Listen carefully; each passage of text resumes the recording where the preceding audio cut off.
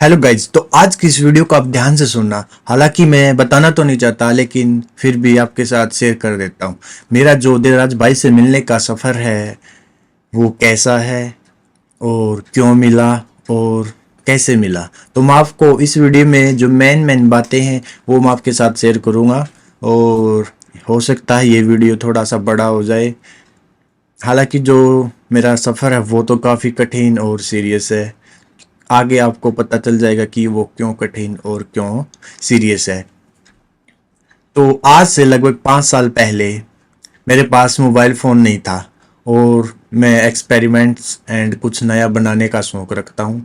हालांकि साइंस विषय जो मेरा फेवरेट विषय है, क्योंकि उसमें साइंस के विषय में experiments, new ideas, new technology से संबंधित ज्ञान मिलता है। हालांकि मैं और सब्जेक्ट को तो कम ही हायर करता था, लेकिन जो साइंस विषय है उस पर स्पेशली हायर करता था, उसको स्पेशली पढ़ता रहता था।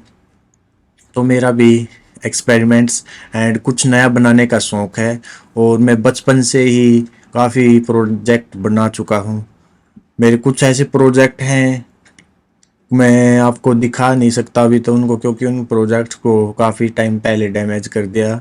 और कुछ प्रोजेक्ट हैं वो अभी मेरे बाकी हैं और आने वाले समय में वो आपको प्रोजेक्ट देखने को मिलेंगे। तो मैं बताता हूँ कि धीरज भाई के पास क्यों गया और कैसे मिला। 5 साल पहले वीडियो देखने के लिए मेरे पास फ़ोन नहीं था, तो मैंने अपने बड़े भाई से फ़ोन ले लिया था। हालांकि वो फ़ोन कभी कभी लेता था मैं, क्योंकि उस टाइम मेरे एग्ज़ाम भी थे और +2 की पढ़ाई भी थी। तो फैमिली मेम्बर्स भी इतने मोबाइल फ़ोन को हायर नहीं करने देते थे, क्योंकि +2 की पढ़ाई थी। तो यही कहते रहते थे, ये अपने जो प्रोजेक्ट है इनको बाद में करना, पहले +2 की पढ़ाई कर लेना। तो फिर भी मैं कभी कभी चला लेता था और वीडियो देख लेता था यूट्यूब पर। हालांकि इतना तो यूट्यूब के बारे में भी मेरे को नहीं पता था, लेकिन कुछ टाइम सर्च करने के बाद मेरे को यह पता लग चुका था कि यूट्यूब पे हम वीडियो को देख सकते हैं और काफ़ी वीडियो यूट्यूब पर अपलोड थी। तो एक रात जब मैं एक्सपेरिमेंट्स की वीडियो सर्च कर रहा था, मेरे जो एग्ज़ाम थे वो कंप्लीट हो चुके थे। फिर मैंने यूट्यूब पे काफ़ी टाइम बिताया। मैं रात को लगभग 11-12 बजे तक मोबाइल फ़ोन पे यूट्यूब पर काफ़ी एक्सपेरिमेंट्स की वीडियो देखता रहता था और मुझे बहुत ही अच्छी लगती थी। तो फिर एक दिन मेरे सामने दिलराज भाई यानी कि मिस्टर इंडियन हैकर की एक वीडियो मिली, जो थी आईफोन 6 बैंड टेस्ट। तो मैंने उस वीडियो को देखा और काफ़ी मज़ा आया। उसके बाद मैंने काफ़ी और वीडियो देखे, नोटों के जादू, माचिस के जादू, काफ़ी एक्सपेरिमेंट्स किए दिलराज भाई ने, उन वीडियो को देखा। रात को ही मैं वीडियो देख रहा था, मेरे सामने एक के दिलराज भाई की वीडियो आई जो थी 1 किलो सोडियम मेटल पानी में। तो मैंने उस वीडियो को देखा और उस वीडियो में मेरा काफ़ी इंटरेस्ट बढ़ गया। तो उसके बाद मैंने काफ़ी वीडियो भी देखे दिलराज भाई के, जो कि काफ़ी मुझे अच्छे लगते रहे। तो मैं काफ़ी पहले से जानता हूँ दिलराज भाई की वीडियो के कारण। और जो अमित शर्मा यानी क्रेजी XYZ हैं, उनकी भी वीडियो देखता रहता था।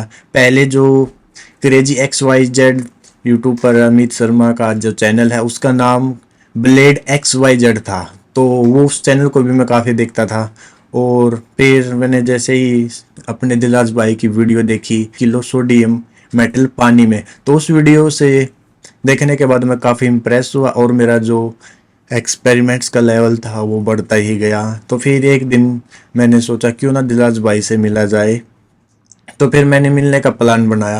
हालांकि मेरे पास नहीं तो बजट था और न ही मेरे पास अपना स्वयं का मोबाइल फ़ोन था और न ही मेरे को ये पता था कि दिलराज भाई से कैसे कांटेक्ट करें हम। तो काफ़ी वीडियो अपलोड की दिलराज भाई ने और एक्सपेरिमेंट्स चैनल भी हैं काफ़ी।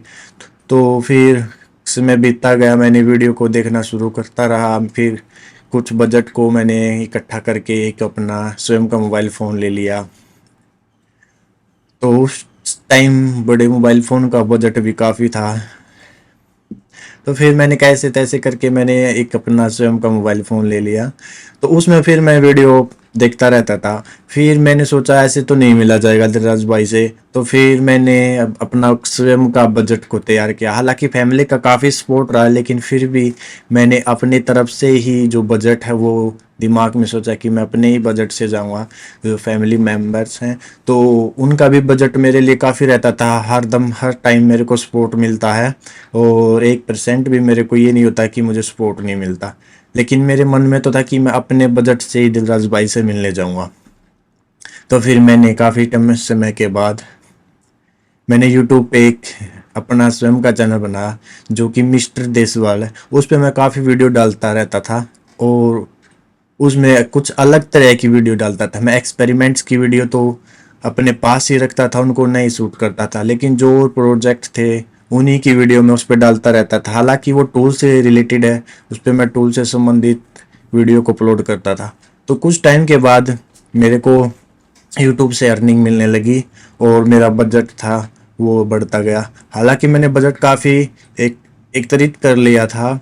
कुछ समय के बाद फिर दिलराज भाई से कांटेक्ट करने का माध्यम नहीं मिला मेरे को। तो फिर मैंने कुछ टाइम के बाद और बजट को इकट्ठा किया और मैंने जो सोचा कि दिलराज भाई से अब कैसे मिला जाए। तो मैंने सोचा वैसे जाके मिल तो सकते हैं, लेकिन उसमें कुछ ज़्यादा मज़े वाली यानी इंटरेस्टिंग बात नहीं रहेगी। तो फिर मैंने सोचा कि क्यों ना कुछ इंटरेस्टिंग इक्विपमेंट या इंटरेस्टिंग कुछ बनाया जाए और फिर दिलराज भाई के पास पहुंचा जाए। तो फिर मैंने रात को सोते वक्त काफ़ी एक्सपेरिमेंट्स की वीडियो देखता रहता था और सपने में भी मेरे को एक्सपेरिमेंट्स ही नज़र आते थे। तो फिर मैंने ये प्लान बनाया कि ट्रैक्टर्स तो बहुत हैं और फिर क्यों ना हम छोटे यानी कि मिनी ट्रैक्टर्स बनाएं। तो मैंने काफ़ी मेहनत करके 5 ट्रैक्टरों को बनाया। हालांकि 2 ट्रैक्टर तो छोटे थे काफ़ी, लेकिन थे वो भी रिमोट कंट्रोल, और 3 ट्रैक्टर थे वो सॉलिड हैं। और उन तीनों ट्रैक्टरों को तो शायद आपने वीडियो में देख लिया होगा। और जो 2 सबसे छोटे वाले ट्रैक्टर थे वो मैंने दिलराज भाई को गिफ्ट देने के लिए बनाए थे। वो ट्रैक्टर उस हादसे में चूर चूर हो गए। तो जो 2 ट्रैक्टर थे उनको गिफ्ट के लिए बना था, तो हम उन गिफ्ट को तो नहीं दे पाए, लेकिन नेक्स्ट टाइम कुछ स्पेशल गिफ्ट दिलराज भाई के पास लेके जाएंगे अब इससे और आगे। तो अभी मैं ट्रैक्टर्स की जो जर्नी है वो बताता हूँ आपको। तो लॉकडाउन का समय था, तो उससे कुछ दिन पहले मैंने इनको बनाना शुरू किया था। तो कुछ पार्ट्स थे जो मेरे पास थे मेरे गांव से, मेरे डिस्ट्रिक्ट से, मैंने उनको परचेज कर लिया था। और कुछ पार्ट थे उनको मैं पंजाब से लेके आया था। जैसे उसमें जो इंजन लगाया गया है, इंजन, टायर्स और कुछ और भी पार्ट्स हैं। और कुछ पार्ट्स को मैंने मशीन पे तैयार किया है। तो मैंने फिर उनको बनाना शुरू कर दिया। कुछ टाइम के बाद कोरोना महामारी आ चुकी थी और जो सामान है वो मिलने बंद हो चुके थे, क्योंकि जो बाजार से और ऑनलाइन शॉपिंग के जो माध्यम से वो बंद हो चुके थे। तो 1 साल तो मैंने मेहनत की, लेकिन जो पार्ट्स थे कुछ कम रह जाते थे, तो उन पार्ट्स को तो नहीं खरीद पाए। लेकिन फिर मैंने कुछ दूसरे पार्ट्स को भी उनमें अटैच करके देखा, लेकिन उसमें कोई हमें सफलता नज़र आई। तो फिर उनको निकाल के मैंने दोबारा से उनको कुछ टाइम के लिए छोड़ दिया। फिर कुछ दिन बाद जो कोरोना महामारी है और जो लॉकडाउन का पीरियड था, जो टाइम था, वो ख़त्म हो गया। फिर जो बाजार से वो खुलने लगे, फिर मैंने दोबारा से उनको बनाना शुरू कर दिया। तो काफ़ी मेहनत करने के बाद जो मिनी ट्रैक्टर हैं मैंने उनको कंप्लीट कर लिया। और फिर 1 जनवरी 2022 को मैंने दिलराज भाई से कांटेक्ट करने की कोशिश किया ईमेल के माध्यम से। तो फिर मैंने काफ़ी मेल सेंड किए। दिलराज भाई दुनिया के फेमस यूट्यूबरों में से एक हैं और उनके पास इतने मेल जाते हैं प्रतिदिन कि उनको हायर करना मुश्किल हो जाता है। तो हो सकता है जो हमारी मेल है वो दिलराज भाई के पास दिख नहीं पाई हुई, क्योंकि काफ़ी मेल्स आते रहते हैं, तो उनसे नीचे चली गई है वो जो ईमेल है हमारी। तो वो जो ईमेल का रिप्लाई है वो तो नहीं आया। मैंने 22-23 दिन तक वेट किया। मेरा प्लान तो ये था कि मैं 1 जनवरी को ही दिलराज भाई के पास जाऊं, लेकिन प्रॉपर कांटेक्ट और प्रॉपर लोकेशन न होने के कारण मैं नहीं जा पाया वहाँ पर। फिर भी तो फिर मैंने 22-23 दिन वेट करने के बाद तो ये रिक्स लिया कि अब हम ऐसे ही बिना कांटेक्ट के माध्यम से दिलराज भाई के पास जाएंगे। तो फिर हम यहाँ से सुबह 4 बजे जो ट्रैक्टर्स हैं उनको गाड़ी में लोड करके 2 ड्राइवर और साहिल और मैं, हम चारों यहाँ से सुबह 4 बजे जयपुर के लिए रवाना हो गए। तो काफ़ी सफ़र हमने तय किया। हम राजस्थान में एंटर कर चुके थे और रास्ते में शाहपुर आता है, तो वहाँ पर हमारी गाड़ी के साथ हादसा हो जाता है। उस हादसे में काफ़ी नुकसान और दर्दनाक हादसा साबित होता है। खतरनाक इसीलिए साबित होता है क्योंकि उसमें जो गाड़ी में ट्रैक्टर के थे वो गाड़ी डैमेज हो चुकी थी। हमारे से आगे एक और गाड़ी थी, वो भी काफ़ी हद तक डैमेज हो चुकी थी। हमारे पीछे एक बड़ा ट्रक था जिसने हमारी गाड़ी में टक्कर मार दी थी। तो ये तो नहीं पता किस कारण टक्कर हुई थी वो, लेकिन उसमें साहिल और दोनों ड्राइवर आगे बैठे थे और मैं पीछे गाड़ी में ट्रैक्टर की सीट पे बैठा लूडो गेम खेल रहा था। तो एकदम से अचानक से जो टक्कर हुई पीछे से, तो जो मेरा मोबाइल फ़ोन था वो मेरे हाथों से छूट के नीचे सड़क पर गिर गया। हालांकि मेरे फ़ोन का तो कुछ भी डैमेज नहीं हुआ, लेकिन जो आगे बैठे थे दोनों ड्राइवर और साहिल, उनमें से एक ड्राइवर का फ़ोन डैमेज हो गया और कुछ स्क्रैचेस साहिल के मोबाइल फ़ोन पे भी आ गई। लेकिन जो आगे की बात है वो काफ़ी दर्दनाक है। जो गाड़ी थी हमारी, हम यहाँ से लेके गए थे, वो गाड़ी बिल्कुल पिचक गई थी क्योंकि आगे भी गाड़ी थी और पीछे एक बड़ा ट्रक। तो फिर हमारी और गाड़ियों की टक्कर होने से कुछ खतरनाक ही हादसा हुआ। उस हादसे में हालांकि मुझे तो कोई भी चोट नहीं आई, मैं तो बिल्कुल 100% सेफ था, लेकिन साहिल और दोनों ड्राइवर को चोट आ चुकी थी। ड्राइवर से है उसके हाथ पैरों पे चोट लग गई थी। साहिल है उसको क्या हुआ कि एकदम झटका लगने के कारण उसका जो सिर है वो पीछे वाली जो ग्लास की शील्ड होती है उससे पीछे टकरा गया है। तो उसको दिमाग पे चोट लगने के कारण वो अपना होश खो रहा था और उसे कुछ भी याद नहीं आ रहा था। तो वो हमें भी नहीं पहचान रहा था। तो फिर मैंने देखा कि ये तो काफ़ी खतरनाक सीन हो गया। फिर मेरे मन में वह हम यहाँ पर आए हैं बिना कांटेक्ट के, शायद पता नहीं हम पहुँच भी पाएंगे नहीं, और ऊपर से यही चिंता सताई जा रही थी कि साहिल होश खोता जा रहा है। तो मैं काफ़ी डर गया था उस टाइम। तो फिर मैंने सोचा मैंने यहाँ पर बिना कांटेक्ट हुए तो गलती कर दी। फिर साहिल को मैं हॉस्पिटल में लेके गया, तो वहाँ पर साहिल का सीटी स्कैन एमआरआई कराए, तो डॉक्टर ने बोला कि जो साहिल है उसको दिमाग पे चोट लगी है। मैं काफ़ी और घबरा गया। तो फिर मैंने डॉक्टर को बोला तो इसको रिकवर होने में कितना टाइम लगेगा और ये रिकवर हो भी जाएगा। हालांकि साहिल हम मुझे भी नहीं पहचान रहा था और काफ़ी डर चुका था, और मैं बोल रहा था कि तू मुझे पहचानता है, तो वो बोलता मैं तेरे को नहीं जानता। तो ये एक ही बात बोले जा रहा था कि हम दिलराज भाई से मिलने जा रहे हैं और हम ट्रैक्टर लेके जा रहे हैं। तो बार बार मैंने उसे इतना याद नहीं कि कितनी बार पूछा। तो 2 दिन लगे शायद उसको होश आने में। तो होश आने से पहले यही कहता था मैं तेरे को नहीं जानता और हम दिलराज भाई के पास जा रहे हैं और ट्रैक्टर लेके जा रहे हैं। उसे ये भी नहीं याद था कि हम किस टाइम चले और किस दिन चले और किसके साथ चले, कुछ भी नहीं याद था। मैं काफ़ी घबराया हुआ था उस टाइम क्योंकि जो सिचुएशन है वो कुछ ऐसी ही थी। तो फिर डॉक्टर्स ने उसको मेडिसिन दिए। हालांकि वो डरा हुआ था, डॉक्टर ने इंजेक्शन लगाए तो इंजेक्शन लगाने में 1.5 घंटा लग गया क्योंकि वो डरा हुआ था, इंजेक्शन से काफ़ी डर रहा था। तो फिर उसको कैसे कैसे करके इंजेक्शन लगाए। कुछ टाइम के बाद उसको हल्का फुल्का सा रिकवर किया गया। तो कुछ टाइम के बाद साहिल है वो ठीक होता हुआ नजर आया। फिर रात हो चुकी थी और जो ड्राइवर था गाड़ी का उसने पुलिस कंप्लेंट कर दी। जो गाड़ी थी, दोनों गाड़ी, एक तो जिसमें हम गए थे, एक जो हमारे पीछे बड़ी गाड़ी थी, उन दोनों गाड़ियों को तो पुलिस स्टेशन पहुंचा दिया, और जो हमारे से आगे गाड़ी थी उसको कहीं पर जाना होगा तो अर्जेंटली, तो वो वहाँ पे कंप्लेंट करके वो वहाँ से जा चुका था। तो फिर शाम के टाइम साहिल को तो होश आने में काफ़ी समय लगा, लेकिन मैं साहिल के पास ही रहा। और जो 2 ड्राइवर्स थे वो पुलिस स्टेशन जा चुके थे, तो मेरे पास उनका फ़ोन आया था कि पुलिस स्टेशन आना जब भी आपको टाइम लगे। तो कुछ टाइम मैंने कोशिश की कि वहाँ पर भी जाया जाए, लेकिन साहिल काफ़ी घबराया हुआ था, उसको अकेला नहीं छोड़ सकता था। तो फिर मैंने मेडिसिन ली और साहिल को इंजेक्शन भी लगवा दिए थे। तो कुछ टाइम के बाद साहिल रिकवर हो गया था और वो बोल रहा था कि मेरे को हॉस्पिटल में नहीं रहना, मेरे को बाहर जाना। तो फिर मैं उसको इंजेक्शन और दवाई दिलाकर मैं हॉस्पिटल से बाहर आया, तो उसको बाहर की हवा और मौसम में काफी ठंड थी, उसके कारण उसको कुछ होश आता हुआ मेरे को नजर आ रहा, वो हल्का फुल्का सा कुछ हुआ। तो मेरे को कुछ शांति से मिलेगी या इसको फाइनल कुछ समझ तो आया, कुछ होश तो आ गया। तो बोलने में भी काफी अच्छा लग रहा था उस टाइम। तो मैंने सोचा कि चलो बहुत अच्छा होता जा रहा है। हालांकि घबराया तो हुआ था काफी, क्योंकि ये एक्सीडेंट ही कुछ ऐसा हुआ था। फिर कुछ टाइम के बाद साहिल बोला कि मेरे को तो सोना। फिर हम एक रूम में गए और वहाँ पर हम चारों ने, दोनों ड्राइवर्स और मैं और साहिल, तो हमने वहाँ पर अपनी जो रात है उसको बिताया। हालांकि उस टाइम पे वो काफ़ी घबराया हुआ था, लेकिन डॉक्टर्स ने इंजेक्शन की वजह से और मेडिसिन की वजह से उसको नींद आने में इतनी परेशानी नहीं तो हुई।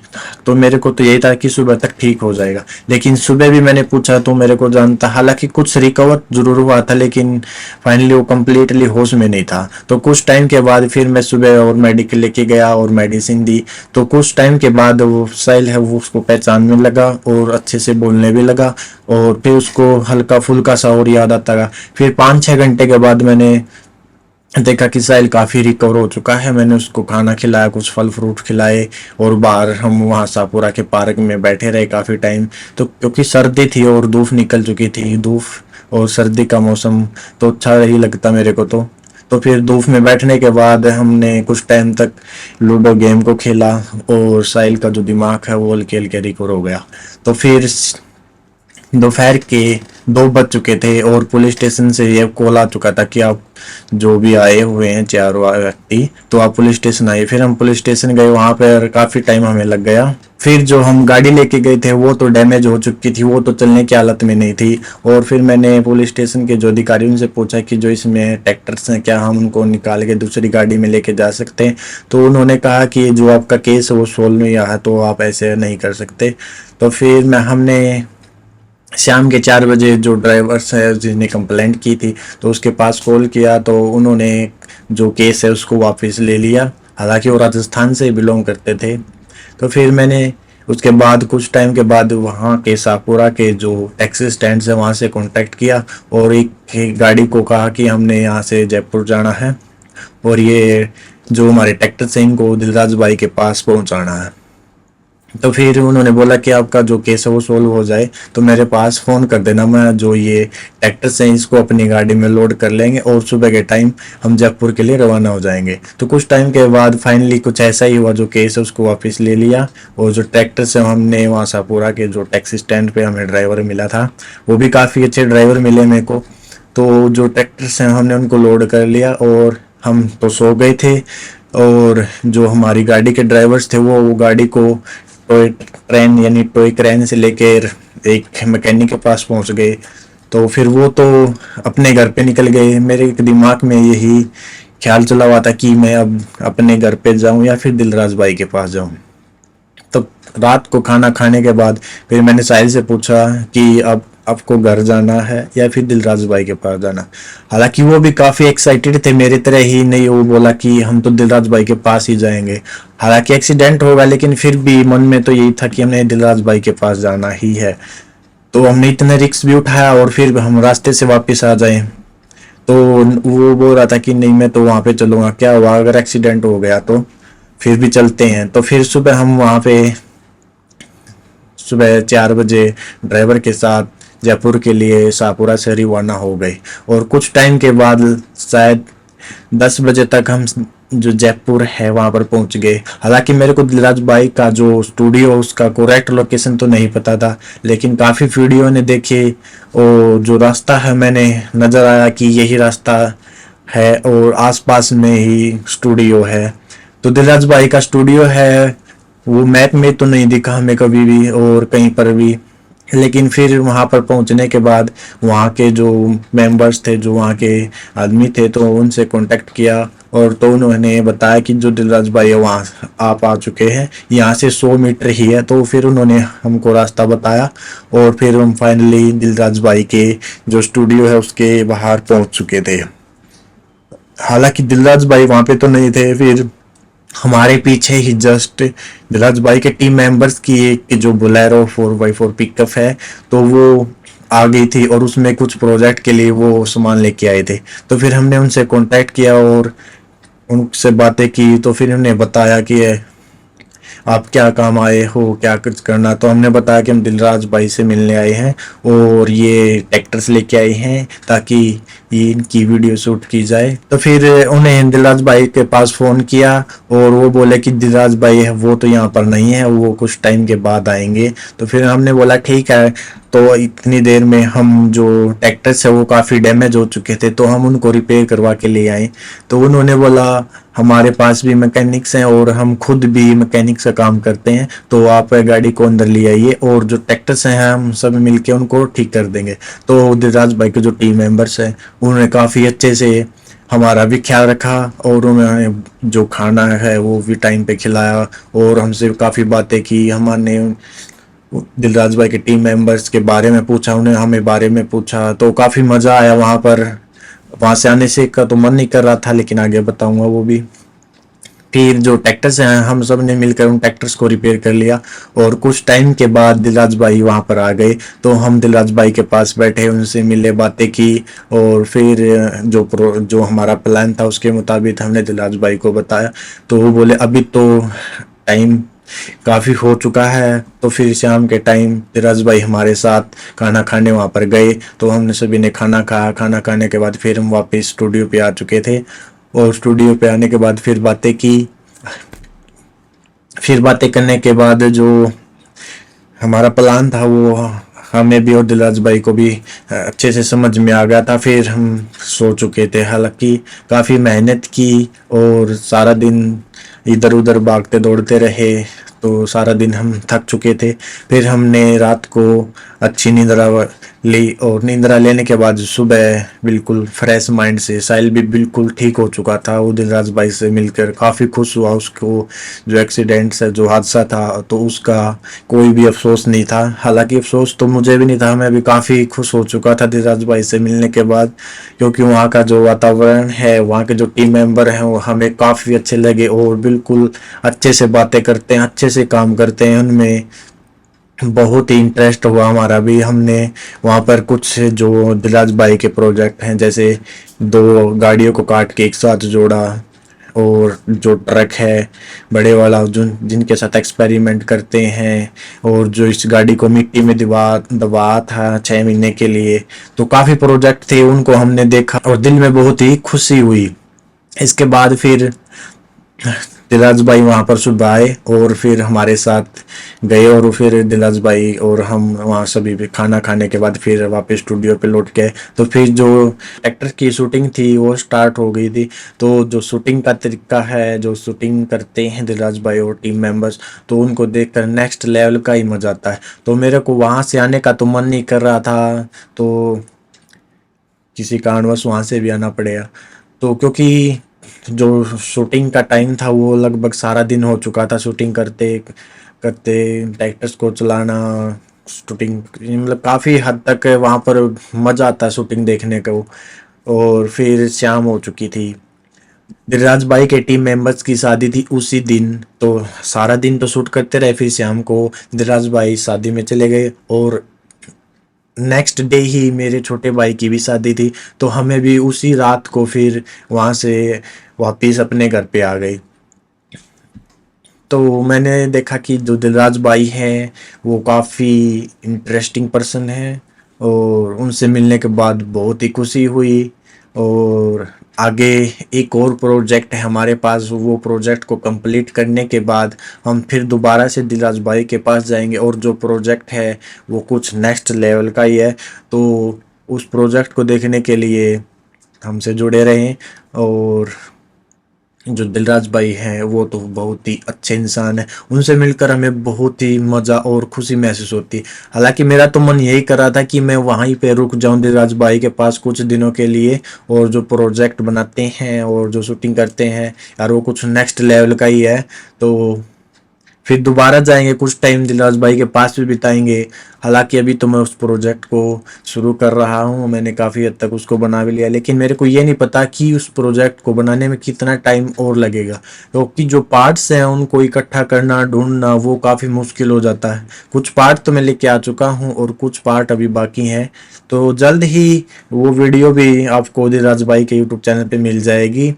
तो ये था मेरा दिलराज भाई से मिलने का सफ़र। आपको कैसा लगा कमेंट में ज़रूर बताना और हमारे साथ जुड़े रहना, क्योंकि मुझे भी साइंस और कुछ नए प्रोजेक्ट और कुछ नई तकनीकी का शौक है। तो इसीलिए इस वीडियो में इतना ही, और जय हिंद जय भारत।